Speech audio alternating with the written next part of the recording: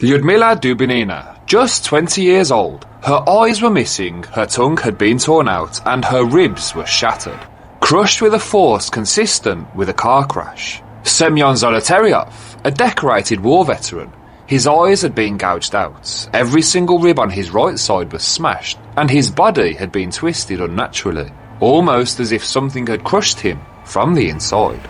And Nikolai Thibaut Brignoli, the trauma to his skull was so violent it looked like it had been caved in with a sledgehammer. Experts say the force required would have rendered him unconscious instantly, and it would have killed him within hours if he hadn't frozen to death first. These were just 3 bodies of a total of 9 that were found, and yet this tragedy remains one of the world's most famous unsolved mysteries of all time.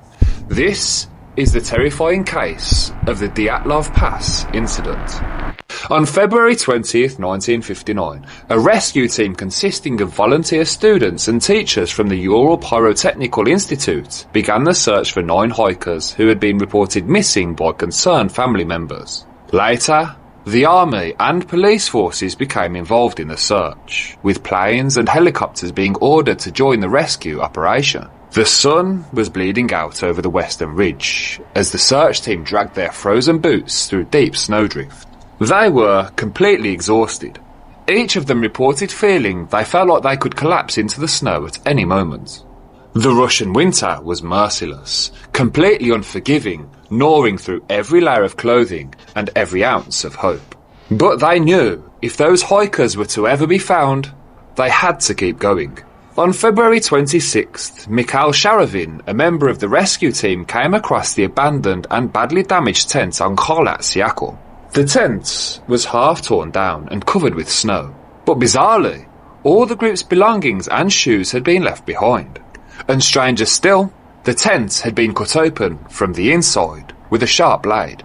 Outside of the tent, a chain of 8 or 9 sets of footprints left by several people who were wearing socks, a single shoe, or even completely barefoot, could be followed and led down towards the edge of a nearby woods. The strange part about the footprints was that the distance between the prints indicated that whoever had left them hadn't been running, they'd been walking in an orderly fashion. After approximately 500 metres, the prints became completely concealed by freshly fallen snow and were no longer traceable. At the forest edge, under a large old cedar, the search party found the remains of a makeshift fire. Branches halfway up the tree had been broken, indicating that someone had tried to climb the tree to escape. But escape from what? Why had the tents been cut open from the inside? Why had they left with nothing on their feet, but had been walking? Surely if something had scared them enough to cut their way out of the tent, they would have run for their lives, right? The rescue team scoured the area, but something seemed very wrong about this whole scene, and there were many more questions than answers. But as the last sliver of sun dipped down below the Dead White Mountain, known locally as Kholat Syakhl, or Mountain of the Dead, a cold realisation began to settle in. This was no ordinary disappearance. What the rescue team found next, not far from that old cedar tree, would spark an investigation into a worldwide phenomenon, one of the world's most famous unsolved mysteries. But to understand, or at least attempt to understand what had happened, we need to go back almost exactly 4 weeks. On January 23rd, 1959, a group of 10 hikers, graduates of the Ural Polytechnical Institute, boarded train number 45 at 9:05 p.m, leaving Sverdlovsk behind and headed 200 miles north to a town called Serov. The overnight journey lasted approximately 11 hours, and by morning, 7:39 a.m. to be exact, they arrived in Serov. Here, they rested, they slept, and then, oddly enough, one member of the group, Yuri Krivonishenko, was arrested for singing. Yes, really, and not because his voice was criminally bad. So according to the diary entries of the group, Krivo, as they called him, had been taken into custody for singing and disturbing the peace. Presumed to be drunk, according to the police, but he was soon released without charge. The group were bright, talented and young. This wasn't a group of reckless kids. These were some of the best and brightest students of their generation. Later that evening, at 6:47 p.m, they boarded another train leaving Serov behind, heading even further north to the small mining town of Ivdal. They arrived just before midnight via train number 81. Then, following a mind-numbing 6-hour wait at 6 a.m. on January 25th, they caught bus GAZ 51 out to an isolated region known only as Sector 41, where they stayed the night. The group members were absolutely buzzing with excitement. They all really believed that this would be the experience of a lifetime, one they'd never forget. Not one of them ever imagined that they'd never return. Well, technically that's not true, because one of the students would survive. In fact, he didn't make it very far into the excursion at all. His name was Yuri Yudin, and as fate would have it, he would fall ill and abandon the expedition halfway through. You see, Yuri suffered from chronic joint pain and multiple health ailments, including rheumatism and congenital heart defects. It was incredibly ironic that it was his poor health that ultimately saved his life. And thanks to Yuri, we have a rough idea of what happened in those final days, up until January 28th. Yuri's recollection of events, coupled with journal entries, black and white photographs, and boot prints in the snow, all help us to gain a vague understanding of what happened. Well, kind of. And this is where the real expedition begins. And this is how we think their final journey unfolded. Up until now, they'd relied on trains and buses to carry them through Russia's icy backbone. But the cosy and convenient comforts of public transport were to be left behind. It was now time to rely on experience, physical fitness, and sheer willpower. They set out on foot along the frozen Lozva River, slicing deeper into the wilderness. That night, they set up camp under the stars. On January 30th, they headed west, following the Ospia River, a tributary of the Lozva, towards an unnamed mountain on the Soviet military maps labelled simply as Height 1079. On February 1st, it was here at the base of that barren peak that they stopped to make a cache. A buried stash of supplies that they wouldn't need for the final leg of the trip. Come here.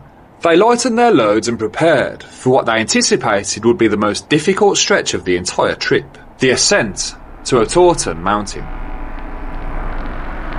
By February 2nd, progress had slowed down significantly, and I guess this was to be expected.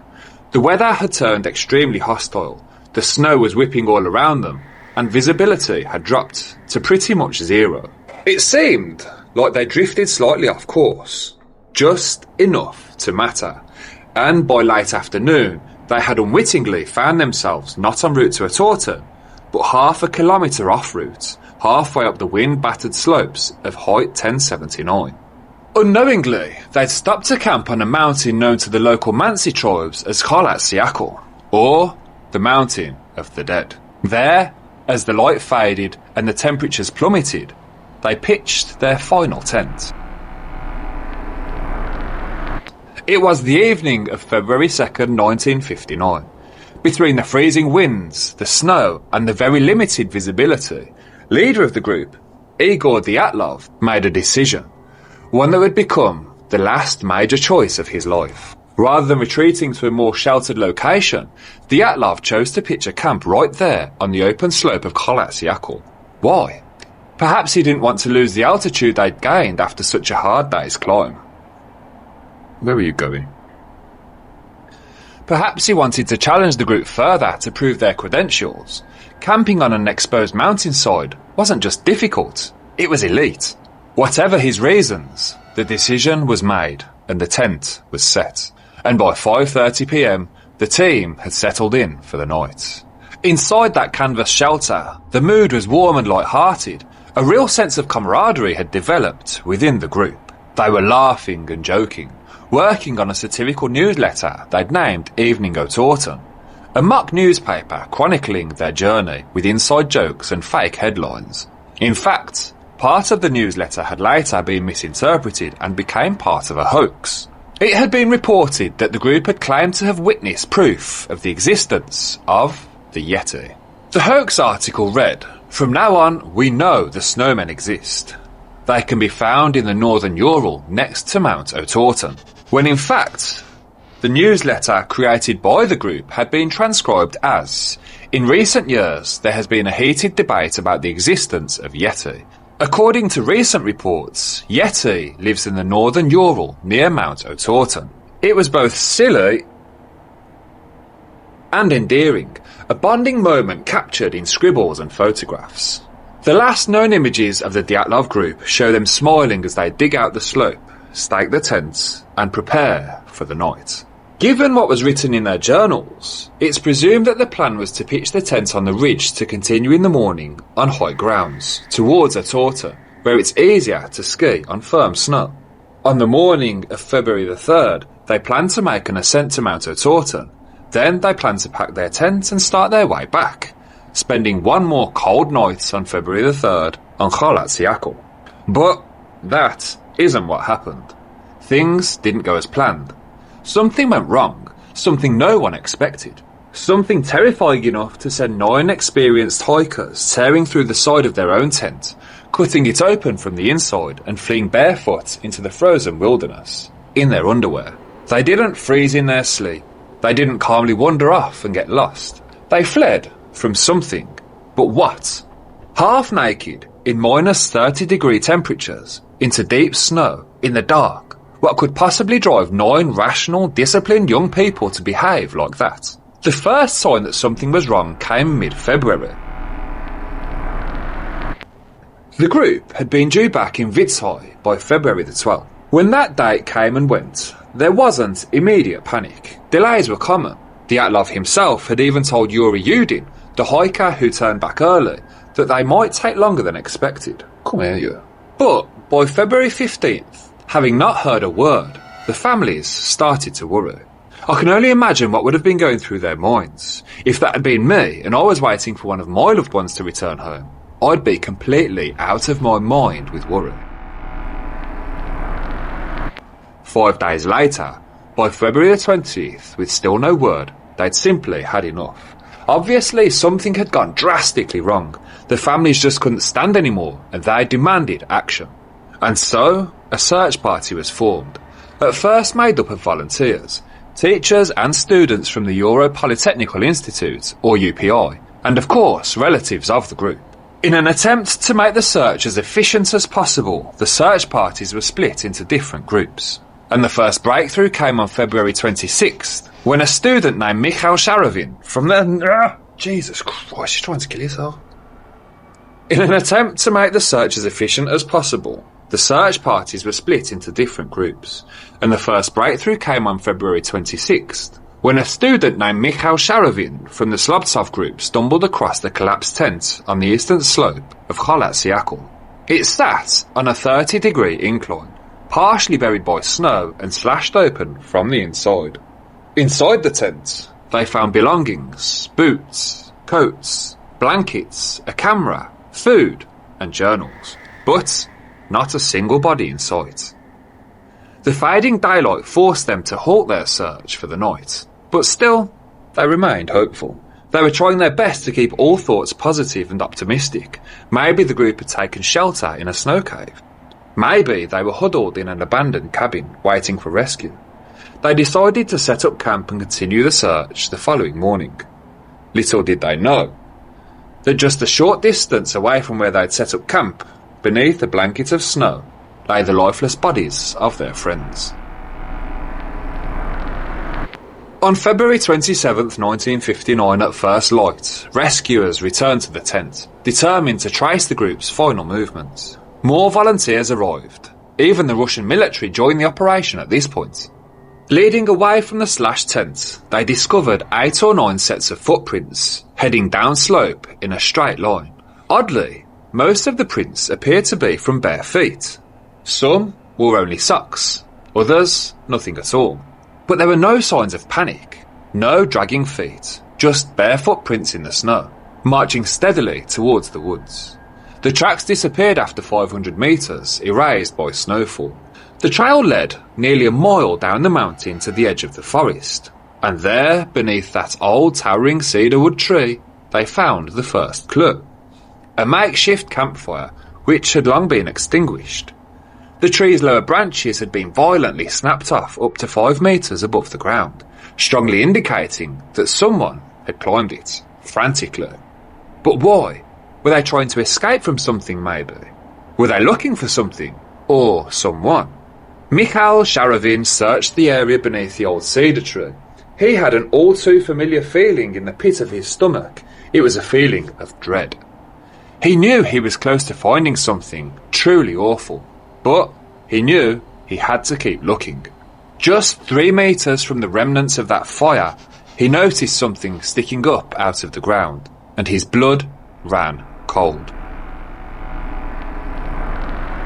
There, protruding from the snow, was the shape of a human foot. The first body was found. The body was that of Yuri Doroshenko, who was described as tall, athletic, and brave. It was rumoured that Doroshenko had once chased off a bear at camp with nothing but a stick. Doroshenko was found face down in the snow, wearing nothing but a short-sleeved t-shirt, swimming trunks, and 2 mismatched socks. No shoes, no coat, just bare skin exposed to the brutal Siberian cold. There was a large burn on the right side of his head, and another on one of his feet.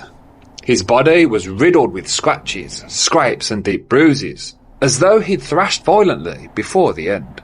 Do you want to get down? Right now, let's go on, bugger off.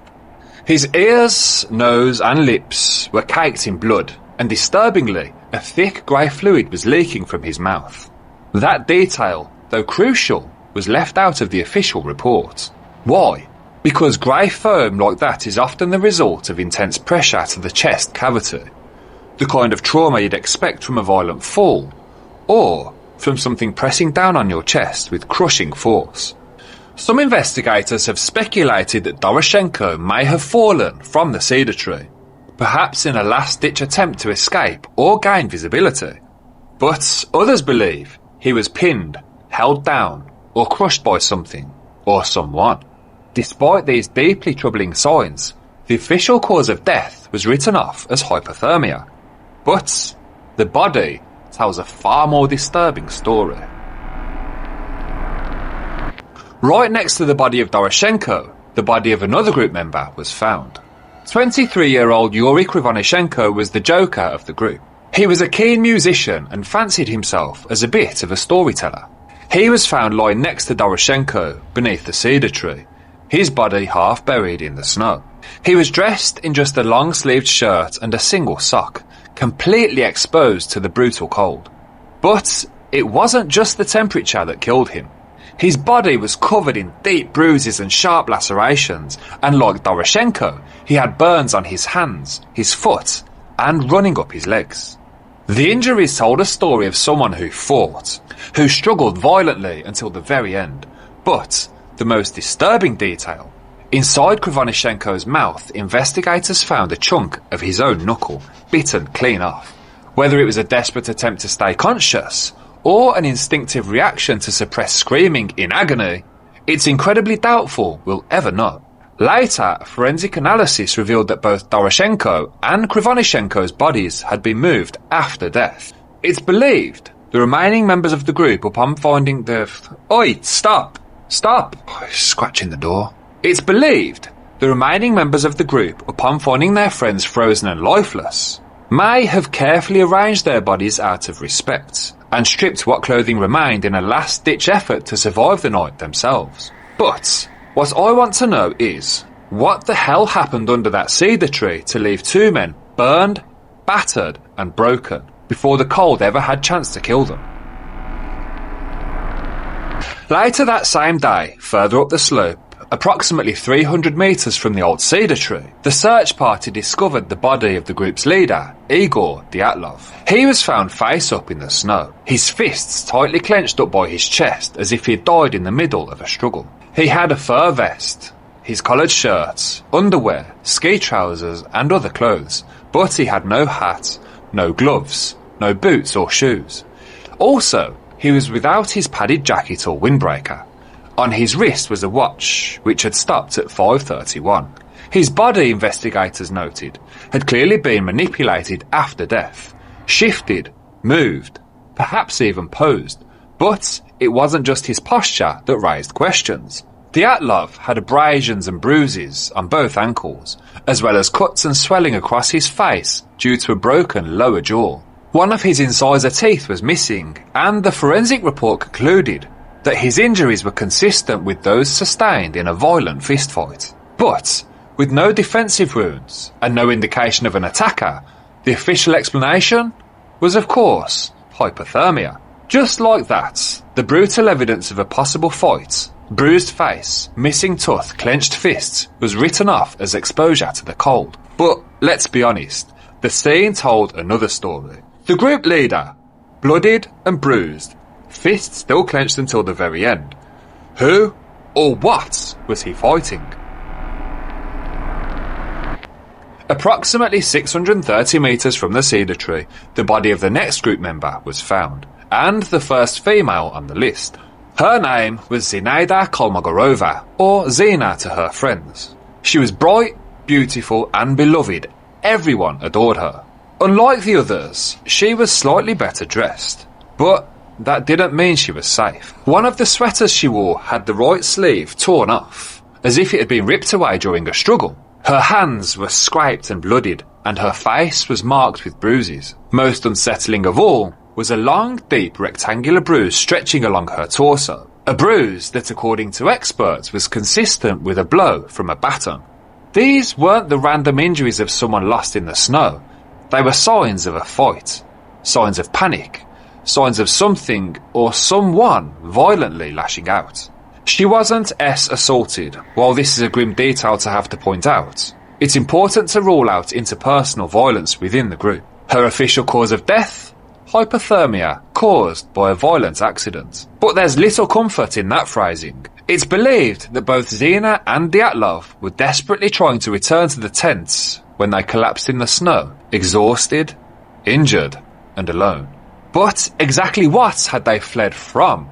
And who or what had struck Zina down on that mountain? It would be another week before the next body was found. On March 5th, searchers uncovered Rustem Slobodan 480 metres from the cedar. At 23 years old, Slobodan was the group's second musician, known for always carrying his mandolin. He was found lying face down, buried beneath a thin layer of snow. At first glance, his body appeared frozen in place, but what lay beneath the surface was far more disturbing. Slobodan had suffered internal bleeding in both temples and a massive skull fracture, the kind of trauma usually associated with a heavy blow or a fall from great height. But here's what truly unsettled investigators. Slobodan survived the injury. Medical examiners concluded he may have remained conscious for up to an hour, stumbling blindly through the snow, dizzy, disoriented, and slowly dying. He eventually collapsed, alone and badly injured, but still awake, and succumbed to hypothermia shortly after. Like the others before him, his body had been moved after death, placed in a position that didn't match the surrounding snow patterns. Was he running from something? Or had he been struck down only to be left behind? Each discovery was painting a darker picture. Something had gone terribly wrong on that mountain. All 5 of these hikers were found scantily dressed. Doroshenko, Krivonyshenko and Dyatlov wore little more than their underwear. Slobodan and Zina were dressed only slightly better. Still nothing close to what would be needed to survive sub-zero temperatures. So, most of the bodies appeared to have been moved after death. They were found lying face down, but coroners concluded they had likely died on their backs, which means someone flipped them over. But why? We still don't know for certain, but my uneducated guess, based on what searchers uncovered next, would be that they were stripped of their clothing by the other group members to increase their own chances of survival. For 2 whole months, the last 4 hikers remained missing. That was until May, when the snow finally began to melt. A man named Kurumchayev, a member of the local Mansi tribe, noticed an odd trail of broken branches extending 75 metres deeper into the woods, beyond the cedar tree. The path led to a 6-metre deep ravine, a makeshift shelter painstakingly carved into the snow by the last remaining hikers. A desperate attempt to survive, but sadly, it hadn't worked. Inside that frozen grave, searchers found the body of Lyudmila Dubinina, draped over a natural ledge, with icy water running beside her. Her body was partially submerged, but it was the state of her face that chilled investigators to the core. The tissue around her mouth and lips was completely gone, peeled away to reveal her teeth and upper jaw. One of her cheekbones had been exposed, and both of her eye sockets were completely empty. Her eyes had been removed. But that wasn't the worst of it. Inside Dubinina's mouth, her tongue was missing, gone entirely, and it was never found. Blood was also discovered inside her stomach, indicating that she was alive when her tongue was taken. Oh man, that's just horrifying. 10 of her ribs were completely shattered, and massive hemorrhaging had occurred around her heart. The trauma was so severe that her cause of death was officially listed as hemorrhaging into the right atrium of the heart, not hypothermia. In fact, she was one of the only hikers whose death could not be blamed on the cold. Because what happened to her went far beyond exposure. This was something else entirely. This was violence. This was horror. Semyon Zolotaryov was the oldest member of the group, a 38-year-old war veteran, and the only one who appeared somewhat prepared for the elements. When his body was finally recovered, he was wearing 3 pairs of trousers, a sweater beneath a long overcoat, 2 hats, a scarf, and a pair of boots, far more than the others had been wearing. Yet, even that wasn't enough to save him. Despite his preparation, Zolotaryov died alongside the rest, and his injuries were anything but ordinary. Just like Dubinina, he had suffered catastrophic blunt force trauma to the chest. 5 of his ribs were broken, crushed in such a way that his rib cage had collapsed into what's known as flail chest, a condition that often leads to painful, suffocating death. But that wasn't all. The skin around his right eyebrow was torn away, exposing bare skull beneath. He also had a deep bleeding wound on the back of his head, and like Dubinina, both of his eyes were missing. And yet, insanely, his death was officially listed as hypothermia. But here's the part that still baffles medical experts to this day. Both Zolotaryov and Dubinina had suffered their injuries while still alive. The force required to cause such trauma was immense, the kind of impact you'd expect to see from a high-speed head-on car crash. Alexander Kolevatov was the next member of the group to be found. He was a student of nuclear physics, intelligent, calm, and calculated. He was found near the makeshift snow den alongside the other last survivors. His clothing, though tattered, was more suitable for the conditions than most of his companions. He wore a jacket, pants and socks. But these clothes told a disturbing story of their own. You see, his jacket and trousers were torn in multiple places, with burn marks scorched across the fabric. Bizarrely, his socks were also singed, as if he'd come into contact with fire, or worse, some other source radiating intense heat. But what truly disturbed investigators were the injuries to his face and head. Both of his eyebrows were missing, like the hair and the flesh had been completely torn away, to the extent where the bone underneath was totally exposed. His nose was badly broken, and his neck was deformed, suggesting it had been snapped or violently twisted. Behind his right ear, there was a deep gash that appeared to have bled heavily. And yet, somehow, none of this made it into the autopsy in any meaningful way. Yet again, the report listed his death simply as hypothermia, ignoring the evidence of severe trauma, and what looked undeniably like a violent struggle. Nikolai Thibaut Brignoles, or Thibaut as he was called by his friends, was next to be found, and much like Zolotaryov, he was one of the few who seemed somewhat prepared for the elements. It's long been theorised that the two were outside the tent when panic struck, which might just explain why they were already partially dressed for the cold when the others fled half naked into the snow. But preparedness didn't save either of them. Thibault's injuries indicated signs of blunt force trauma, which included bruising around his lips and across the lower left side of his face. He'd also suffered internal bleeding in his lower right forearm, likely from trying to brace against something, maybe even someone. But the most curious injury was the injury sustained to his head. You see, the entire left side of his skull was fractured, cracked and splintered, as if it had been struck by a force far beyond anything a human could inflict.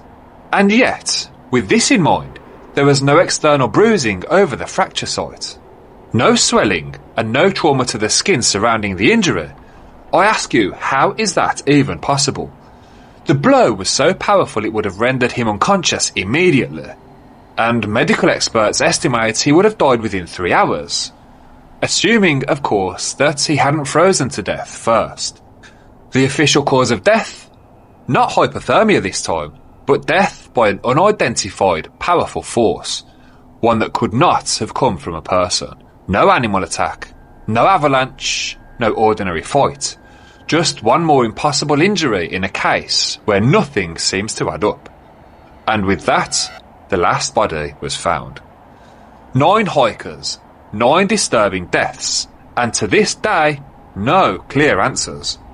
In fact, the autopsies of all 4 bodies found in May, Kolevatov, Dubinina, Zolotaryov and Thibault, were rushed, vague and alarmingly incomplete, as if someone didn't want too many questions being asked. It's these 3, Zolotaryov, Dubinina and Thibault, whose injuries broke the case wide open. These weren't wounds caused by wild animals, or frostbite, or a fall. These were impact injuries inflicted at high speed and immense pressure. The kind of damage you'd expect from a car crash, or maybe even a blast from a bomb. The injuries definitely hadn't been caused by a hostile group of hikers in the mountains. Forensic examiners ruled out the use of any weapons. It just wasn't possible for a human to have inflicted these injuries. Not without leaving some kind of evidence, at least. There was no soft tissue trauma around the breaks. Just bones, snapped, clean beneath the skin. It made absolutely no sense, and the mystery only deepened. Authorities were completely baffled. We have 9 hikers, all dead. Every single death on the Dyatlov Pass was suspicious.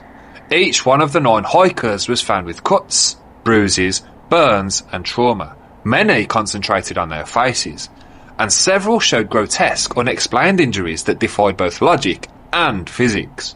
But perhaps the most disturbing detail, the detail that blows the theories well out of the water, hasn't even been mentioned yet. But before we discuss that disturbing detail, let's have a look at some of the most popular theories as to what took place that night. Possibly. Maybe. Theories were aplenty, ranging from logical to downright bizarre. So, we're going to take a look at some of the most popular ones and see just how far down this rabbit hole really goes. But just to recap, investigators re-examined the tent again and again. They confirmed that the canvas had indeed been cut from the inside, with knives. The entrance zip was still fastened, meaning that no one had exited through the door. They had slashed their way out. All the protective clothing, the food, the gear that could have saved their lives was left behind. The tracks in the snow helped to piece together the rest of the story.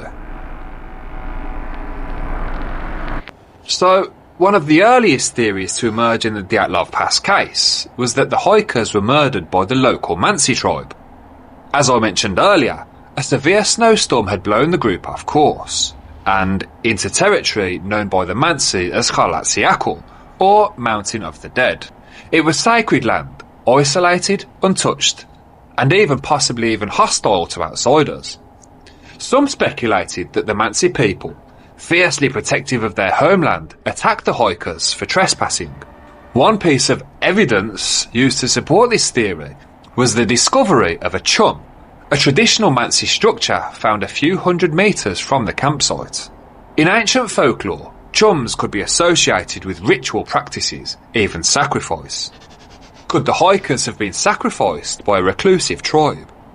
Could this explain why they fled the tent in such panic, or why they walked single file down the slope as if being led or forced? At first glance, it all seems plausible. The Mansi knew this land better than anyone. If anyone could stage a murder, erase footprints and disappear into the forest without a trace, it would be them. But, as compelling as it sounds, this theory doesn't hold up under scrutiny. For starters, the injuries suffered by some of the hikers, crushed skulls, shattered ribs, and internal hemorrhaging without external trauma, were ruled medically impossible to have been caused by another human. Not even an insanely strong human. And the chum? Far from being a site of human sacrifice, it was likely part of a moose offering, with antlers found placed atop the structure, consistent with traditional animal rituals, not murder. Modern research has debunked the claim that the Mansi ever practiced human sacrifice. In fact, the Mansi tribe are well known for not being hostile towards other people at all. Ultimately, the Mansi tribe theory was little more than an early scapegoat, a convenient explanation in a case that desperately needed answers. But, as time passed, it became clear. The Mansi were not the killers, which only deepens the mystery, because if not them, then who? Or worse, then what? Which leads us onto theory number 2. One of the most widely accepted and probably most logical explanations for why the hikers fled their tent so suddenly is the sudden threat of an avalanche. To slash open your only shelter from the inside and stumble barefoot into the snow in sub-zero temperatures, you'd have to believe your life was not just at risk, but it was in immediate danger. Supporters of the avalanche theory point to the location of the tent, pitched on the slope of a mountain, potentially in the path of a small but deadly slide. The group had veered slightly off course due to a snowstorm the night before, setting up camp on what some suggest was an unstable snowpack. It's possible they heard a low rumble, felt the snow shift beneath them, and in a moment of blind panic they tore open the tent and fled half-dressed into the storm. This would explain the slashed tent, the lack of gear, and the single-file path leading into the woods. Perhaps they believed they'd regroup among the trees and wait out the danger. On paper, it almost makes sense. Almost. But there are several major problems with this theory. First, the terrain. The slope they camped on was at a 30-degree angle, far too shallow to support a typical avalanche. In fact, this area was not known for avalanches at all.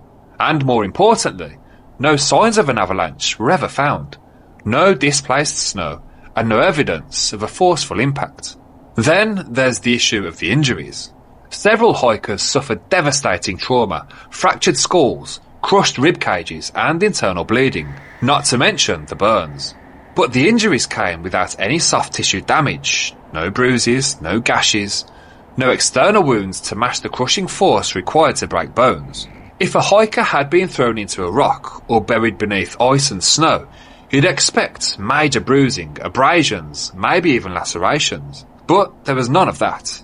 It's not just strange, it's medically inexplicable. Even if an avalanche never actually hit them, some suggest the group may have simply believed one was coming. Maybe they heard a noise, or saw snow start to drift from above them. In that moment of fear, they panicked, cut the tent and fled. It's a rational scenario, until you remember one thing. There's the fact that the footprints proved they were walking, not running. Surely if they thought an avalanche was coming for them, they'd have run for their lives. And if they escaped the tent because of an avalanche that never happened, then exactly what was it that killed them? Because it wasn't the weather, and according to their injuries, it wasn't each other. Something else was waiting out there, and the avalanche, if there was one, might have just been the beginning. So, theory number 3.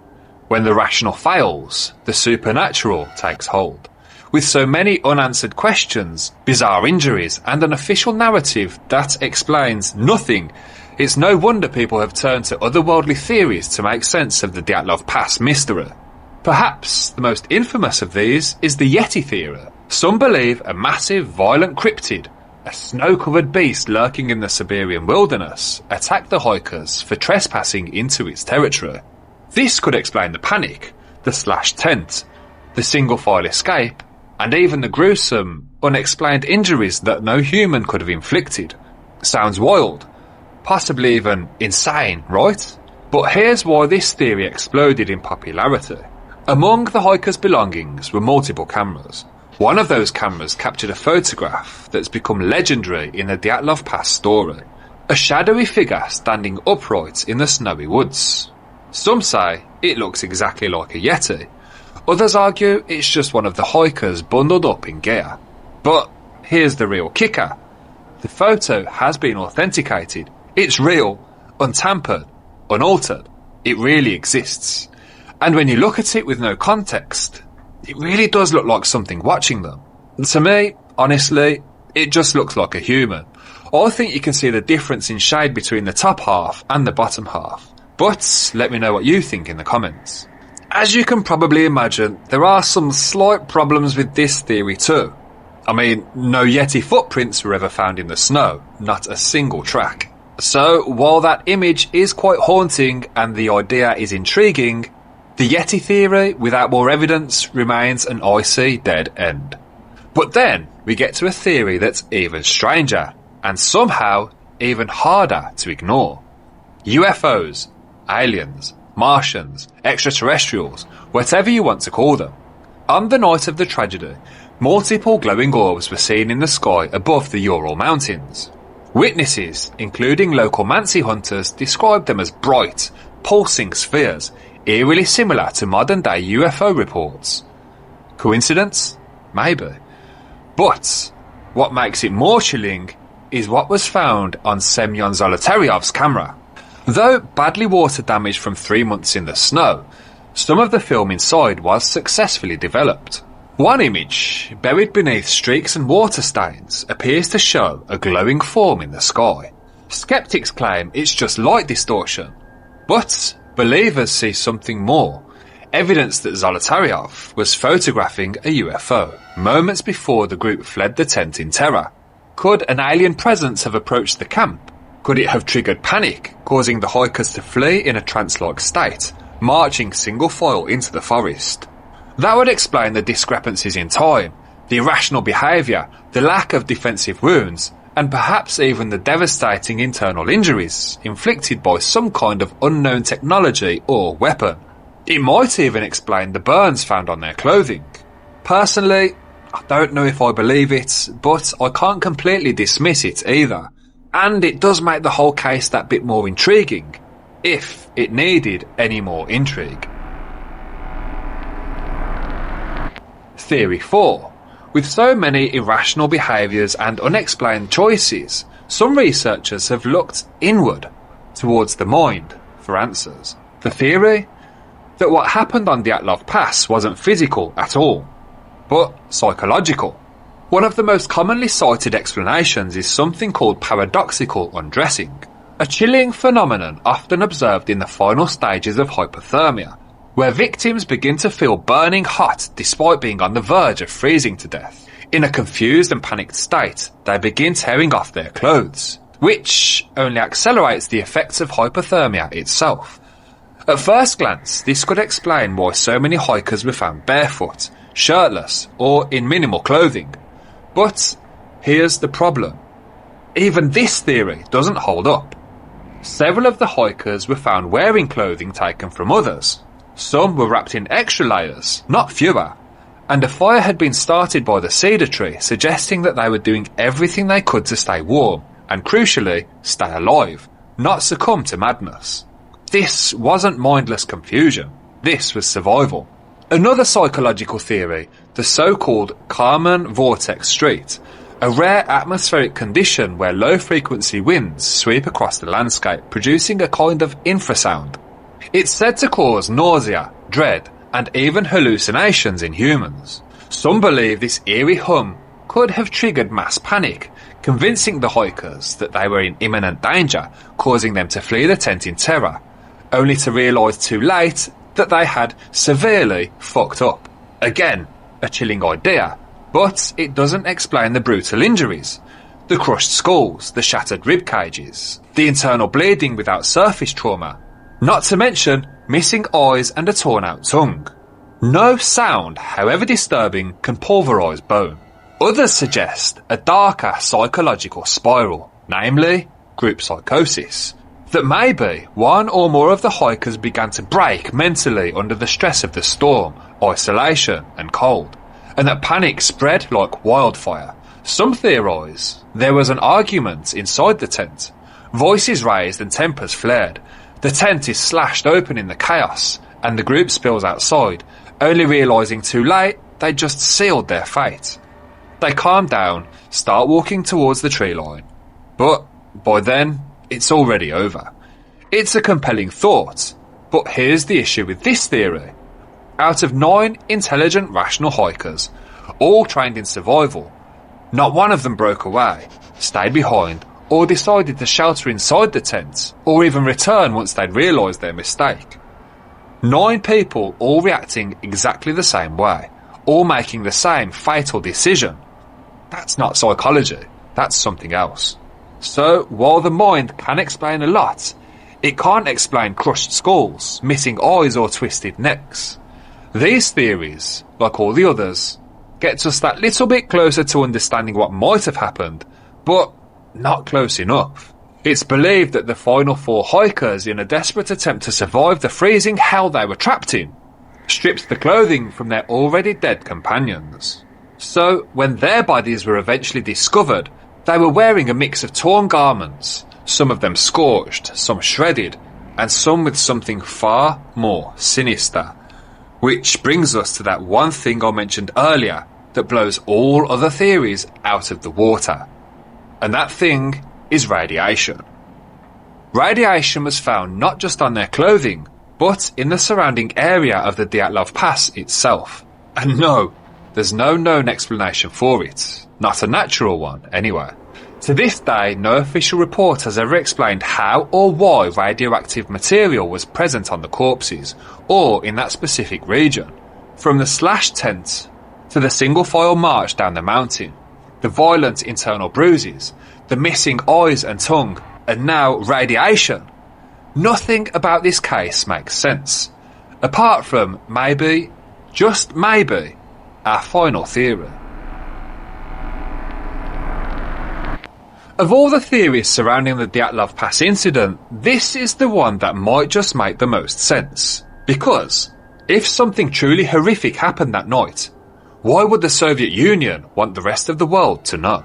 For nearly 3 years, the entire event was buried by the Soviet government, and when the details finally began to surface, they were riddled with inconsistencies, redactions, and vague autopsy reports that raised more questions than they answered.